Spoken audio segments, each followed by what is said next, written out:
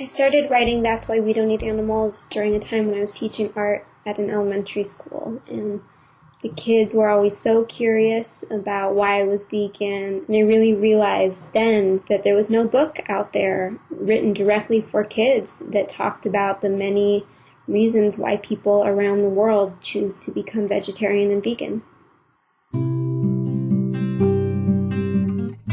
That's Why We Don't Eat Animals is about the emotional lives of animals, factory farming, the oceans, the rainforest, the environment, and endangered species, all in regards to the foods we eat. And my hope was really to bridge the gap between the animals that children grow up learning to love and the animals that end up on plates.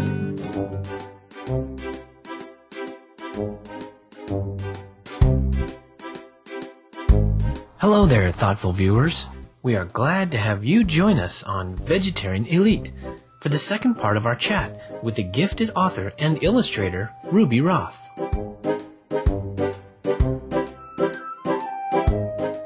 In your YouTube video, you said, "My hope is to bridge the gap between the animals that the children grow up learning to love and the animals that end up on our plates."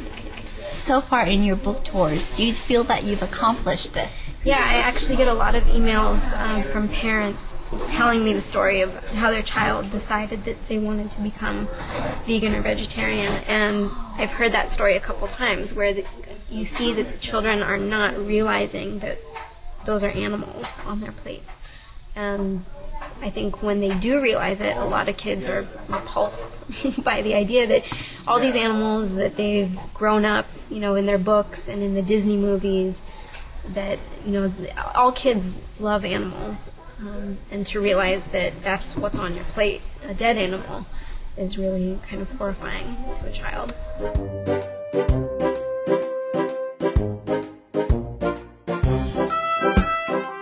If we watch young children among animals, they have an innate sympathy and affinity with our fellow earthlings, be it animal companions, insects, or creatures never seen. We discover more and more that children are very perceptive to the suffering of animals. Children are naturally curious and inquisitive, often wanting to know where their food comes from. Should they discover that these adored animals they have grown up with in storybooks have died to become meat on their plates, logically and compassionately, children will develop a distaste.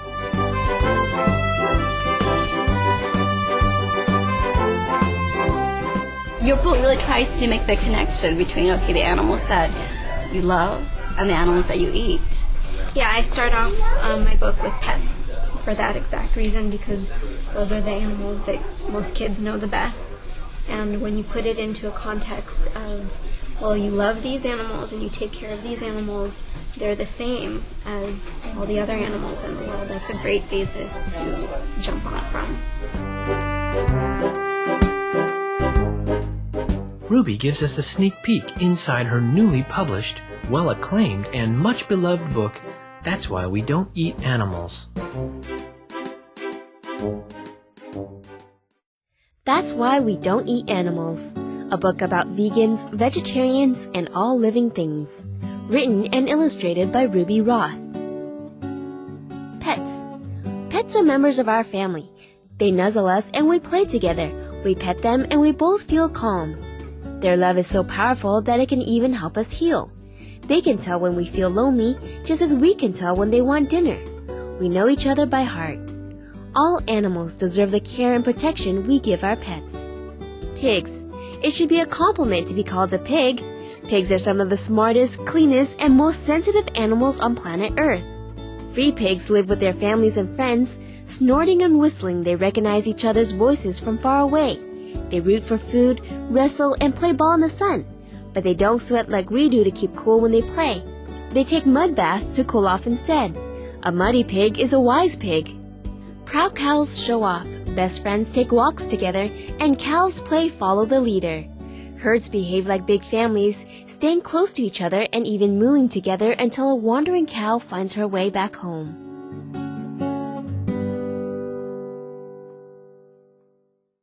We're going to enjoy some yummy vegan cookies with our little friends at the Storyopolis bookstore. Stay with us. We'll be right back to read more of Ruby Roth's That's Why We Don't Eat Animals.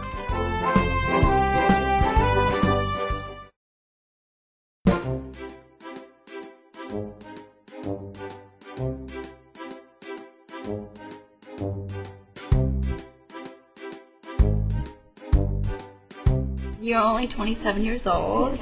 That is so inspirational for anyone who's young. And they look at you and you've written a book, so they can really do anything that they want. I always tell them, you don't have to be big to write a book. I'm certainly not big.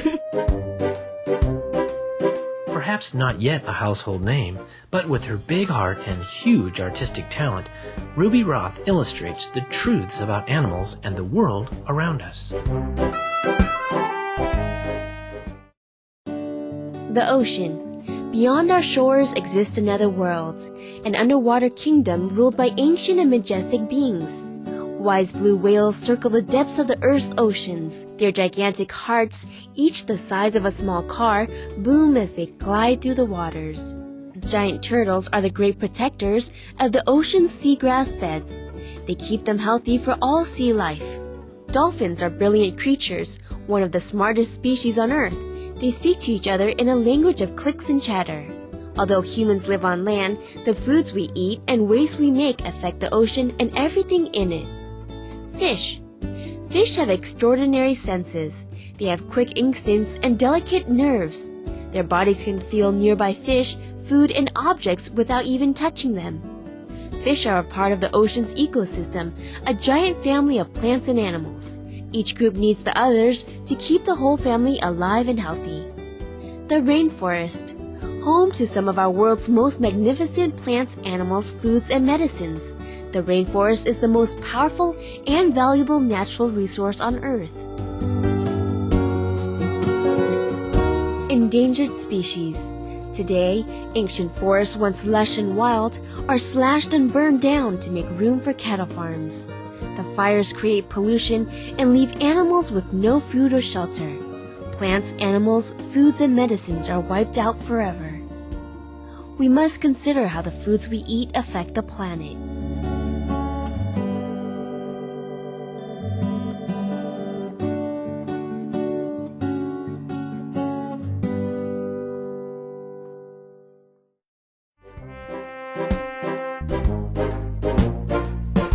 In many cultures around the world, there is a saying that tells us, "You are what you eat." When we eat natural foods, we soak up the goodness of the sun, the earth, the roots, and the trees. We grow to be healthier and pay more attention to our choices. While the power of nature can move mountains and make rainbows, the power we have as humans is boundless too. Every day we have the freedom to change our lives. In fact, when we treat animals respectfully, we practice world peace. That's why we don't eat animals. Thank you guys for listening.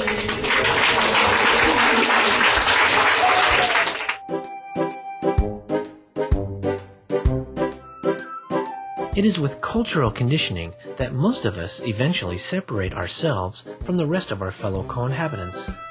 Books like That's Why We Don't Eat Animals reduce the distance between us and the animals. They show that we are not so different after all. A mother cow loves her calves like our mothers love us. Dolphins circle around youngsters and birthing calves to defend from predators. A hen will even chase away a hawk to protect her little ones. Penguin parents will go without food for months, enduring the freeze just to bring their little ones into the world. The most touching may be animals adopting orphan babies of other species, generously giving of their maternal love without the sense of difference. There are examples such as a crow with a kitten, a cat with a litter of squirrels, and a hen who raised a litter of kittens, and many, many other more examples abound. Fortunately, there are a few books on the subject to gently inform the youngsters through engaging artwork and heartfelt stories. One example is Benji Beansprouts Don't Eat Meat by Sarah Rudy. The story is about a little boy, Benji, who chooses not to eat animals. He eventually won the respect and support of his friends. Another book by Jules Bass is entitled Herb the Vegetarian Dragon. It's an endearing story of a vegetarian dragon among a band of carnivores who defends his choice not to eat princesses, opting for broccoli instead. Or this liberating tale, 'Twas the Night Before Thanksgiving by Dave Pilkey, that tells of 8 children who saved 8 turkeys from the axe the night before Thanksgiving, so the families and the turkeys give thanks on this favorite American holiday. Ruby, will you be doing That's Why We Don't Eat Animals Saga number 2? Yes, I'm planning on it. I think the series will be continuing along the vegan lines, but addressing issues such as global warming and further information about endangered species and the other effects that our food has on the planet.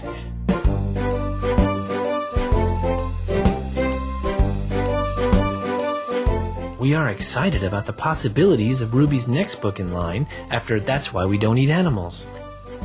We offer our warm applause and grateful thanks to the beautiful Miss Ruby Roth for being a pioneer in this noble campaign of illuminating children's literature.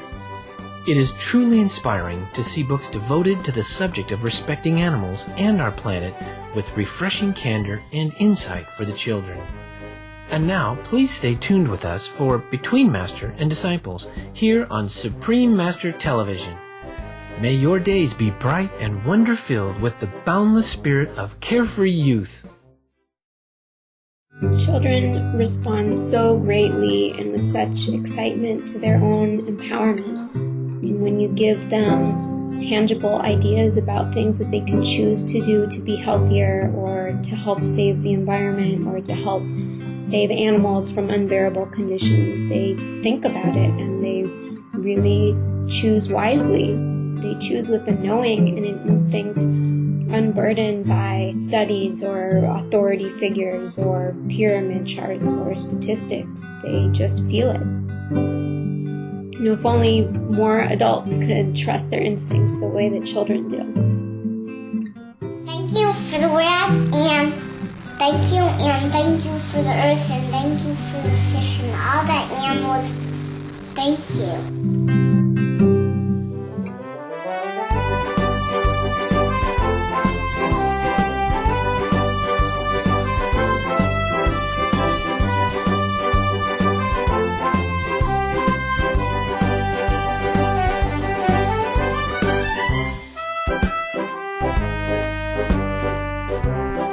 For more details, please visit www.suprememastertv.com/VE.